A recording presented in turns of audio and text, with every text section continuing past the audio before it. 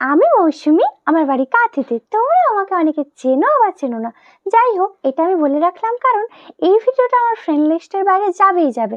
এই কারণেই আমি আমার নাম আর লোকেশানটা তোমাদের সাথে শেয়ার করলাম। যাই হোক, আজকে একটা স্টুডেন্ট এক্সাম আছে মেকআপেরই, তো চণ্ডীপুরে। তো তাই জন্য আমি সকাল সকাল স্নান করে চলে এসেছি। হঠাৎ দেখি না চারপাশটা মেঘলা হয়ে গেছে, তারপরে বৃষ্টি জোর, তার মধ্যেও বাস পেয়েছি ফাইনালি, তাও আবার মানে কি বলবো অন্য জায়গার বাস। তো ফাইনালি চলে এসেছি চণ্ডীপুরে। আমার তারপরে পৌঁছতেই রোদ বেরোলো। যাই হোক, প্রথমে গিয়েই ট্রানজিশন রিলসগুলো নিয়ে নিয়েছিলাম।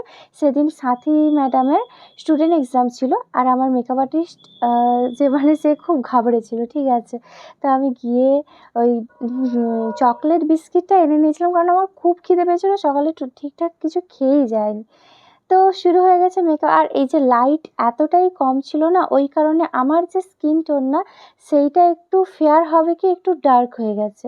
তো সেইটা নিয়ে আমাকে অনেকে বলেছে, বাট যেহেতু এটা বিগিনার্সরা করেছে, মানে স্টুডেন্ট এক্সাম দিয়েছে, তো কী হয়েছে লাইট মানে এতজন মডেল মেকআপ আর্টিস্ট ছিল, তো লাইটের একটু খামতির কারণেই এটা হয়ে গেছে। কিন্তু কলকা আর মেকআপ ফুল লুক এত দারুণ হয়েছিল, সেটা নিয়ে কোনো কথা হবে না। এই যে সবাই মিলে কাজ করছে, আমি প্রায় রেডি বলতে গেলে।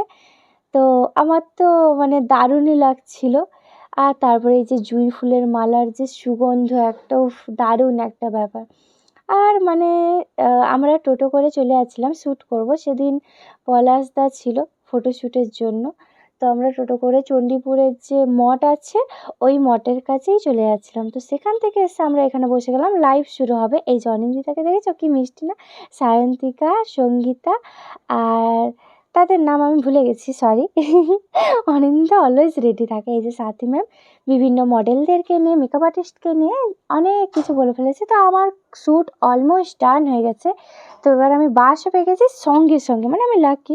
তো দেন তারপরে লস্যি খেয়ে টোটো ধরে বাড়ি ফিরেছি। মানে সেদিন আমার আর এনার্জি নেই। যাই হোক, ভিডিওটা ভালো লাগলো তোমাদের। টাটা সবাইকে।